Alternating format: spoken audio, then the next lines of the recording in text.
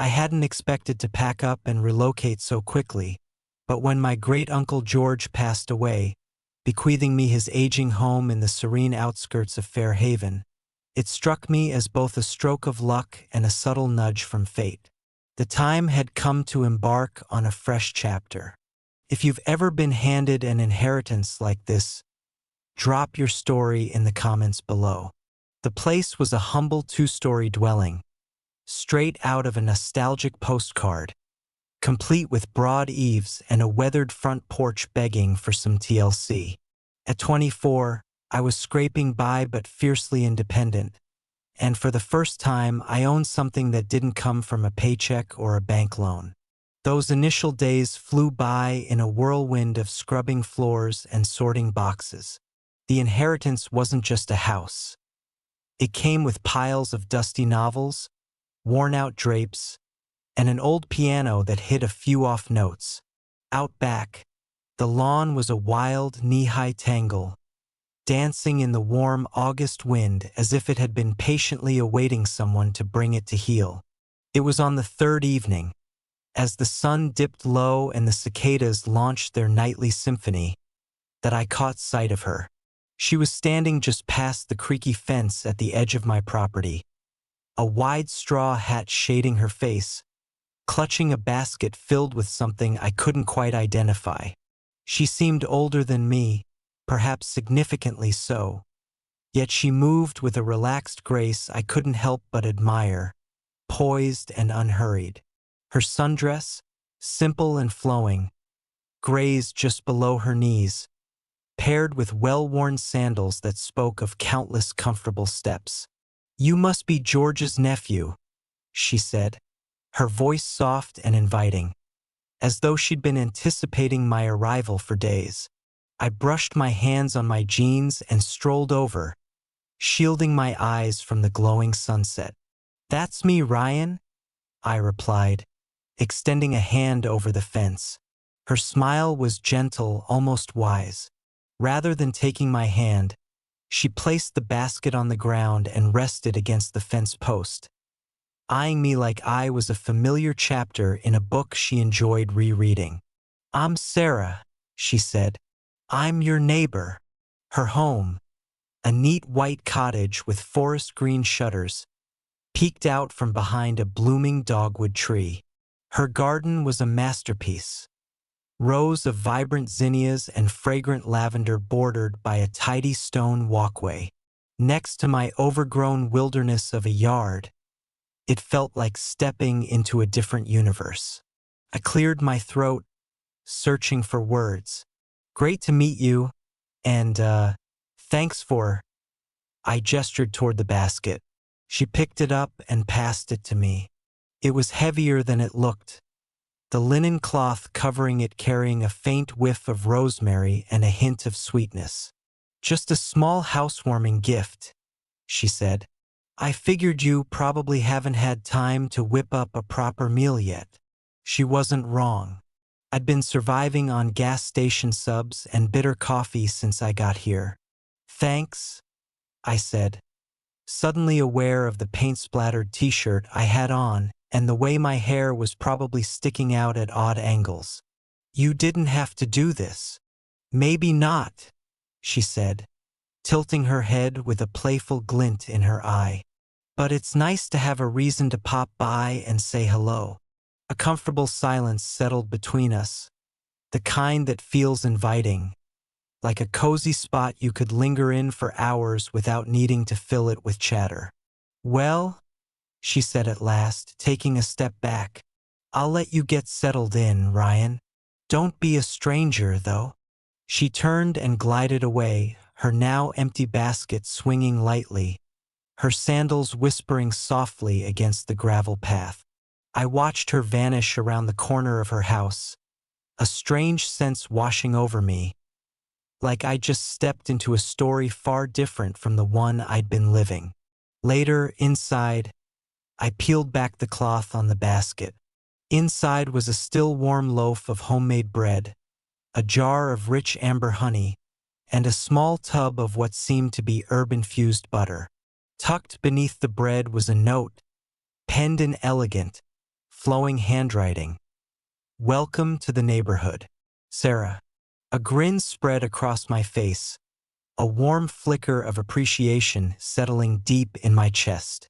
That night, I sat on the porch under the faint glow of a lopsided lamp, savoring thick slices of bread smeared with butter and honey. The stars sparkled brighter here than they ever did in the city, and the air carried a sweet blend of honeysuckle and freshly mowed grass. Across the yard, through a softly swaying curtain, I thought I glimpsed her, a faint silhouette in her window, book in hand, lost in quiet focus. I didn't realize it then, but that evening was the beginning of something unexpected, something gentle, unhurried, and profoundly authentic. The days drifted by, warm and unhurried, like a lazy summer afternoon. I slipped into Fair Haven's rhythm as easily as a pebble settling into a still pond. Mornings were filled with banging away at loose floorboards or peeling back decades-old wallpaper.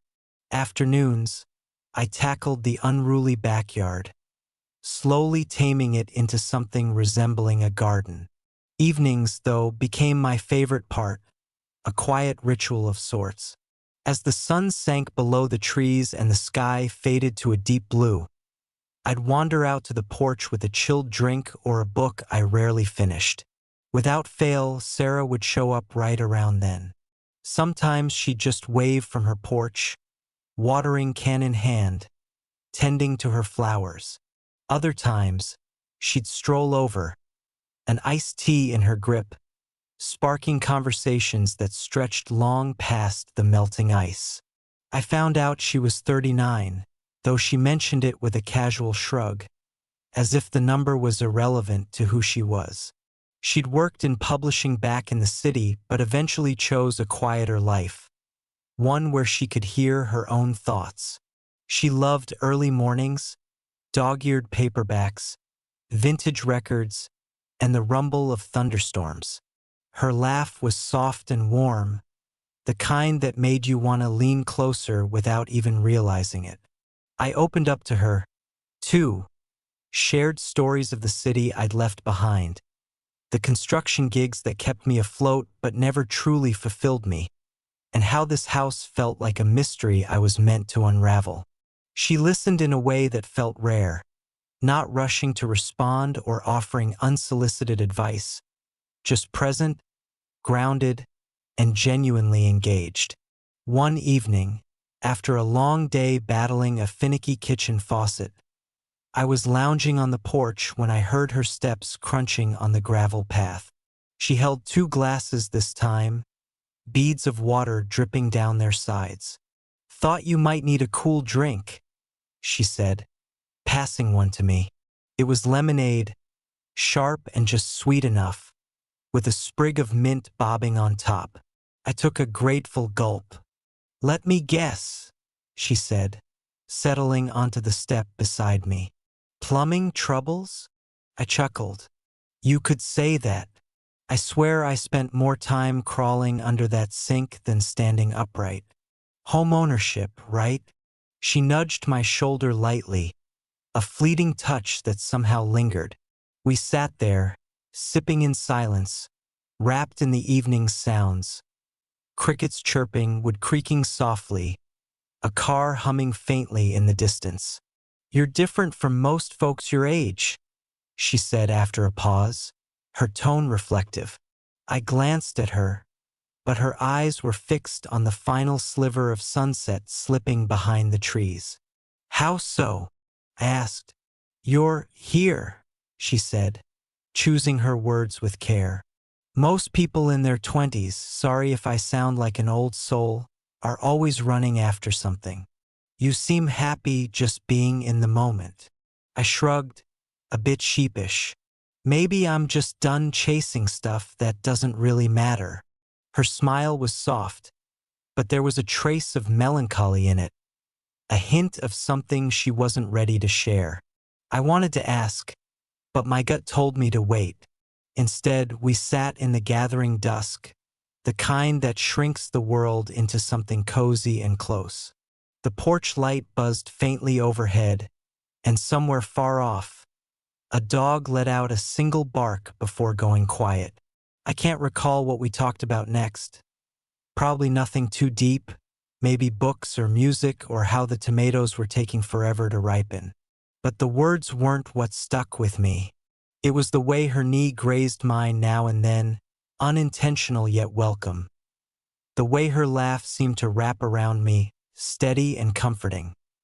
The way her hand brushed my shoulder as she got up to leave, lingering just a second longer than needed. "Good night, Ryan," she said, her voice low and warm. "Night, Sarah," I replied.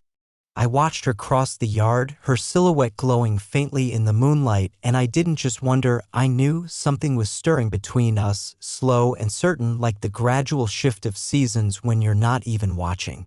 When I stepped back inside, the house felt less hollow, less like it belonged only to me. That night, as I lay in bed, the faint echo of her touch on my shoulder lingered, her presence settling into a quiet, deep part of me. Small towns have a way of slowing things down, don't they?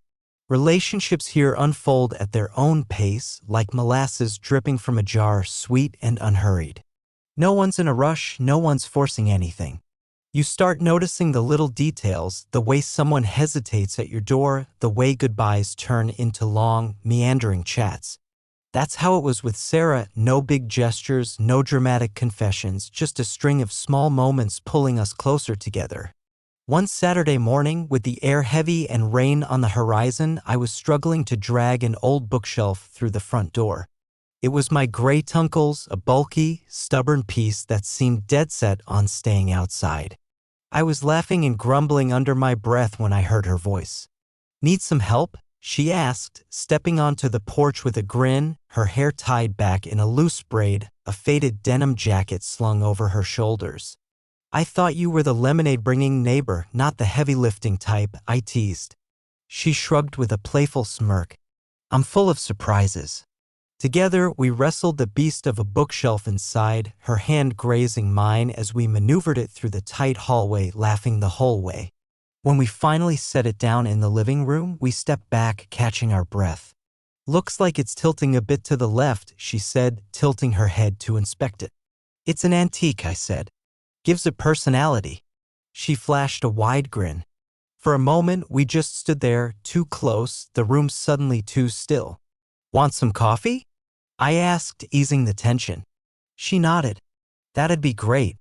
I wasn't exactly a master host, no gourmet coffee beans or fancy machines, just a rickety old coffee maker and a couple of mismatched mugs. But Sarah didn't seem to care. She hopped onto a kitchen stool, watching me stumble through the process, her eyes twinkling when I nearly fumbled the sugar jar. When I handed her a mug, she cupped it in her hands like it was a small treasure. We sat at the wobbly kitchen table, the one I kept swearing I'd fix, and chatted about everything and nothing. The crisp scent of rain when it finally arrived, the novels we'd recently devoured, the dreams we'd tucked away and almost forgotten. At some point, the rain started, a gentle patter against the windows, the kind that invites you to linger a little longer. I'm not sure who made the first move. Maybe it was me, leaning in too close to point out a passage in the book she was flipping through. Or maybe it was her fingers brushing mine, light but intentional. But all of a sudden, we weren't just talking. She looked at me, truly looked, and in her gaze was everything we'd left unsaid. Every late-night chat, every stolen glance across the porch, every moment we'd stretched out longer than necessary. I didn't ask permission. She didn't say a word. Some moments don't need words. When she leaned in, her breath warm against my cheek, it didn't feel like crossing a boundary, it felt like discovering something we'd both been quietly searching for. Her lips were soft, unhurried, not rushed or insistent, just present, confident, and real.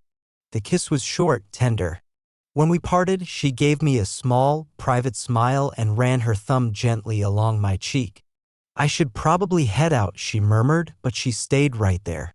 The rain was coming down harder now, turning the world outside into a soft blur of gray and green. Inside, the air was charged with something unspoken, something delicate and true. "Stay," I said, the word slipping out before I could overthink it. For a second, she paused.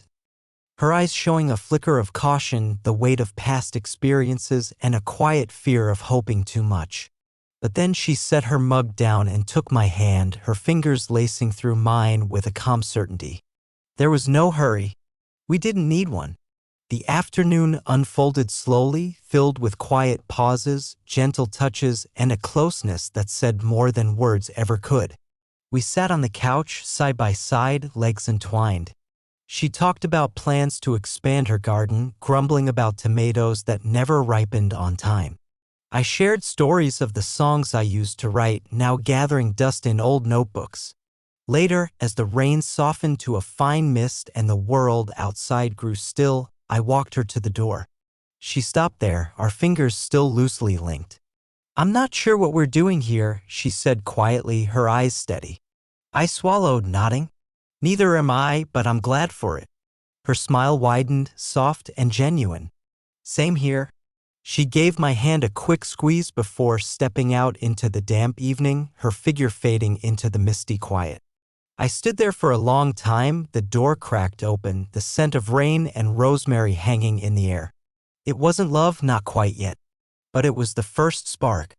The days after the kiss played out like a familiar melody I hadn't known. I remembered, soft, bittersweet, and warm. Sarah and I didn't bring it up directly. There were no big labels or grand promises, just more coffee shared over long talks, more moments where our hands found each other naturally, more reasons to linger on each other's porches well after dark. It felt effortless, the way real things often do, no pretense, no games, just two people quietly knitting their lives together in the spaces no one else noticed. Still, there was a slight distance between us, subtle but real. It showed up when she'd look away, her eyes clouded with thoughts she kept to herself, or when I'd hesitate before reaching for her hand, wondering if I was overstepping. It wasn't our age difference that created the gap.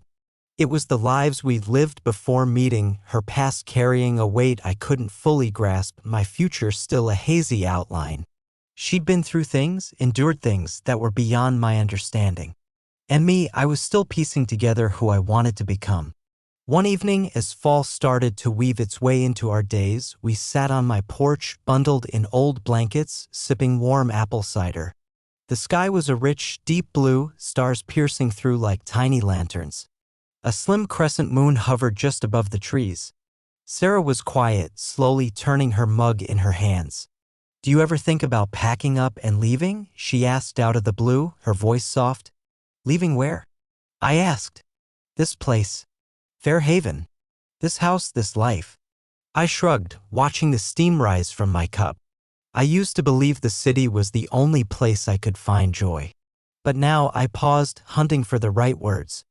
Now I'm starting to think joy's more about who you're sharing it with than where you are. Her lips curved into a smile, but it didn't quite light up her eyes. For years, I thought a new city or a different apartment could mend what was broken inside me, she murmured. But I learned the hard way that your scars tag along, no matter how far you go. I wasn't sure how to respond, so I reached out, my fingers grazing hers gently. She let me take her hand, but her hold was soft, hesitant, like she was holding back. That night, the gap between us seemed to stretch wider than it ever had. When she got up to leave later, she paused in the doorway, her figure outlined by the warm, faint glow of the porch light. "You're a decent guy, Ryan," she said, almost as if speaking to herself. I wanted to argue, to tell her I was still piecing myself together, tripping over my own feet more often than not, but I kept quiet. Instead, I stepped closer and pressed a soft kiss to her forehead, a quiet, grounding gesture. She shut her eyes, leaning into it for a fleeting, tender second, then slipped away, the darkness swallowing her, leaving only a trace of lavender and a bittersweet ache. I lingered there for a while, the whisper of the breeze through the trees filling the silence. The void she left behind heavy in the air. It wasn't just physical distance, it was fear, the kind that comes from dreaming of what might be and dreading what might not. But fear, I realized, could be crossed, step by careful step, like stones over a shadowed stream. All it took was the courage to start. Autumn slipped in softly, as if it had been biding its time just beyond the forest's edge. The air grew crisp, leaves turned to blazing gold, and Fair Haven decked itself out with pumpkins and scarecrows right on cue. Sarah and I settled into a flow that didn't need a name. Some evenings, she'd tap lightly on my door, a pie or a bottle of wine in hand.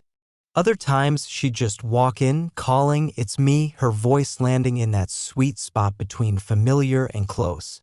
Still, a faint thread of distance lingered, unspoken thoughts drifting between us like wisps of fog.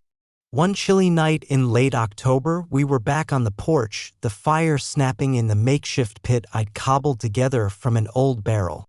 Sarah had slipped off her shoes, her bare toes just catching the fire's warm glow.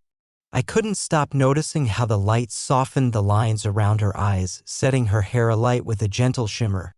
She was mid-sentence, talking about her garden and how the frost would soon claim her last tomatoes when she fell silent. I stayed quiet, giving her room to breathe.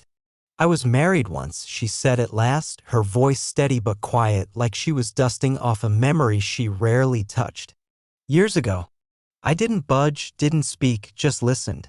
I thought he was wiser, more experienced," she said, a faint, wistful smile tugging at her lips. "I confused his confidence for care.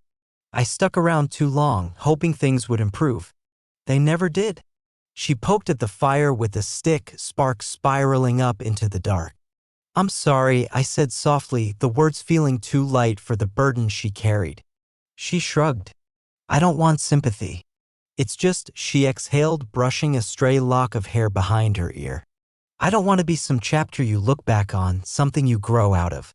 I set my drink down and leaned in, resting my elbows on my knees. "You're not that," I said. "You're not a lesson or a passing phase. You're the person I can't wait to see every day, the one who makes this place feel like it's mine." Her gaze locked with mine across the flickering flames. In her eyes, I saw the fear she hadn't spoken and something else, too. Maybe hope or the delicate start of it. "I'm not looking for grand promises," she whispered, her voice barely audible. "I just don't want us to lose this because it's simpler to walk away before it gets messy." I swallowed hard, the fire's heat wrapping the air around us. "I'm not going anywhere," I said. It wasn't a pledge or a bold statement. It was just the truth, plain and simple. She held my gaze for a long moment, then, slowly, carefully, scooted closer. Her leg brushed against mine, her hand settling on my knee, her fingers curling there like a silent question answered in one motion. We didn't kiss that night. We didn't need to. We sat there, close and still, the fire dwindling and the stars thick overhead. When she left, she gave my hand a quick, fierce squeeze before fading into the night. I stayed there long after, the scent of smoke and lavender clinging to my jacket, feeling the distance between us shrink into something small, precious, and vibrantly alive. It was still new, still delicate, but it was real, and sometimes that's all you need. The first frost hit early that year, creeping in overnight and leaving the world dusted with fragile white by dawn. I woke to windows etched with intricate frost patterns, the grass crisp and gleaming under a weak sun. Sarah's garden took a hit, tomato vines sagged, and the basil leaves turned dark at the edges.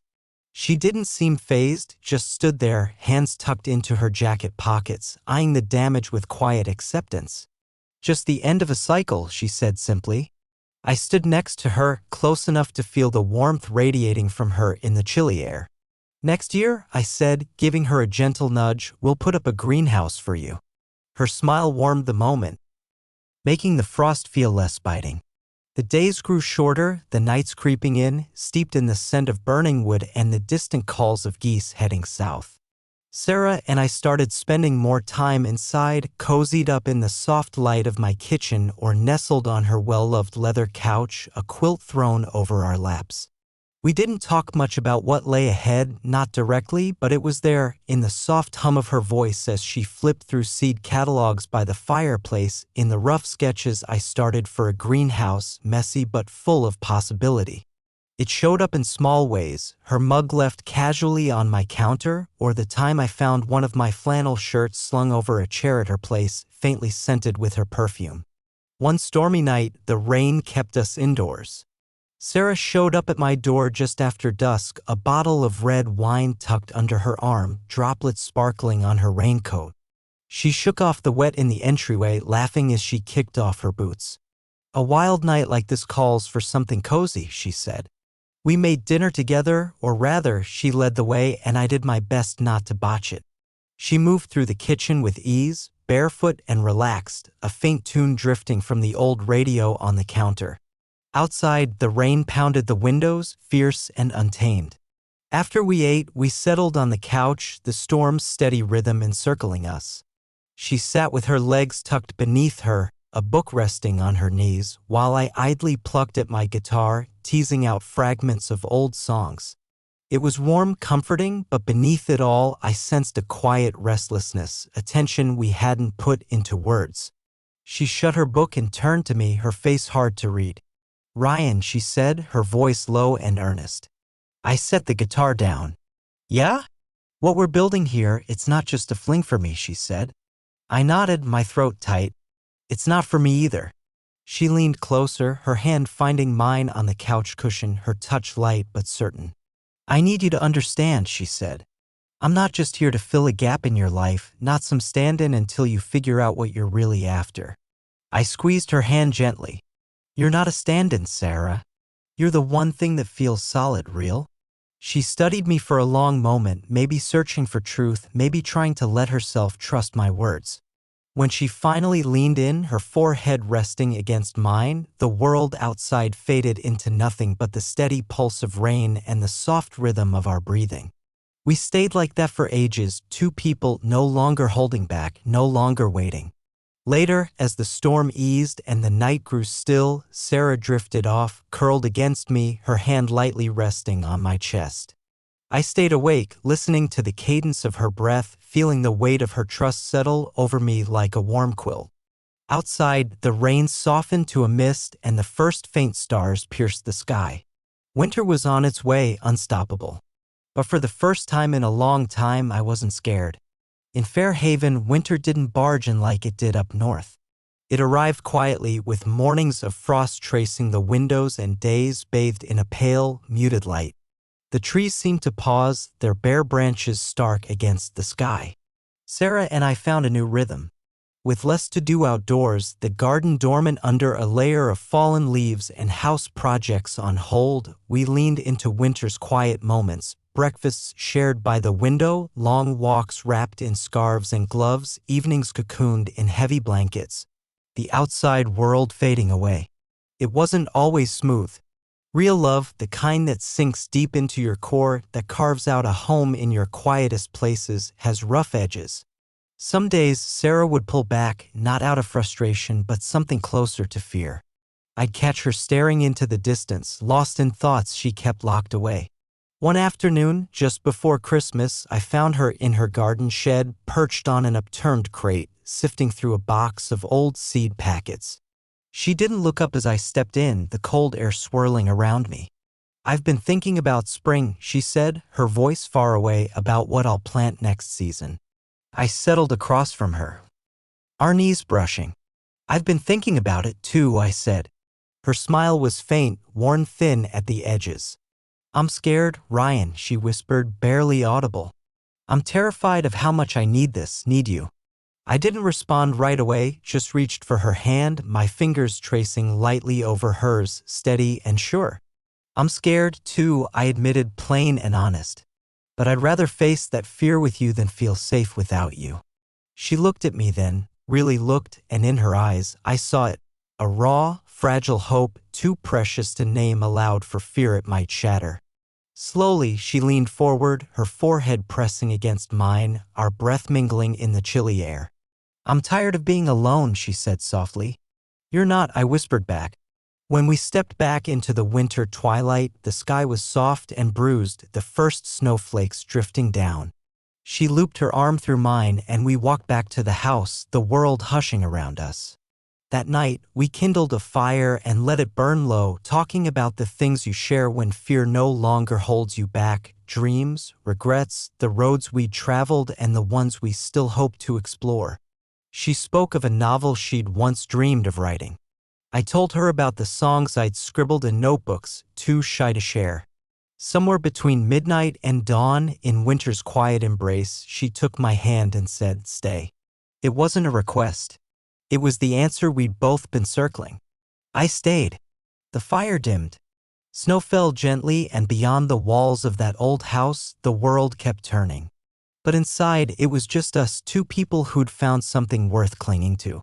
Winter held on as it always does, but like all things, it eventually softened. Days stretched longer, warmer, the air tinged with the scent of thawing soil and new growth. Sarah and I lived in that liminal space, no longer hunkered against the cold but not yet fully stepping into spring's bloom. We moved through our days in easy, unspoken patterns, mornings of coffee and unhurried talks, afternoons of minor fixes and planning, evenings wrapped in quilts, lost in books or soft touches. The house shifted too, in ways you wouldn't notice right away. It wasn't the fresh paint on the porch or the fixed gutter that mattered most. It was deeper, the sense that it wasn't just mine anymore. It was ours, woven together in laughter and quiet moments, in the way she'd hum softly in the kitchen, the stacks of her books piling up by the armchair, the worn slippers she left by the door. Then, one afternoon, as winter gave its final sigh and spring hovered just out of reach, Sarah surprised me. I found her by the red door, George's door, always a bit too bold, too warm. She held a can of paint, the lid off, revealing a deep, rich hue. "What's this about?" I asked, stepping onto the porch. She turned, a mischievous spark in her eyes. A fresh start. The color was a warmer red, vibrant and inviting, less brash, more open. She dipped a brush and made the first deliberate stroke, vivid against the chipped wood. "You're really changing it?" I teased, though my voice held no bite. She shrugged, grinning. "Some things need letting go. Others need a new beginning." I watched her for a moment, her steady hand, her quiet confidence. Then I grabbed a brush, dipped it in the paint, and joined her. We worked in the slow, patient rhythm that had come to define us, the afternoon sun casting golden light across the porch, the air fresh and clear. When we finished, the door shone, a deep, welcoming red that seemed to pulse with life. We stepped back, side by side, taking it in. "It fits you," I said. She smiled, sliding her hand into mine. "It fits us." There it was, the truth we hadn't needed to voice until now. This house, this life, this gentle, careful love wasn't something we were stumbling into anymore. It was something we were crafting brushstroke by brushstroke, day by day. As night fell and the first stars flickered into view, we sat on the porch, a blanket across our laps. Sarah rested her head on my shoulder, and I leaned my cheek against her hair. The red door glowed in the fading light, a quiet beacon. I thought about everything that had led me here, chance. An inheritance, timing, luck, and how none of it fully explained this, her, us. In the stillness, I realized love doesn't always announce itself with fireworks. Sometimes it arrives softly, a neighbor with homemade bread, a fleeting touch, a door painted side by side. It shows up when you least expect it. But when it does, you feel it not in your eyes, but in your very bones. Sarah stirred, her hand tightening around mine. "Home," she whispered. And in that moment, I knew I was exactly where I belonged.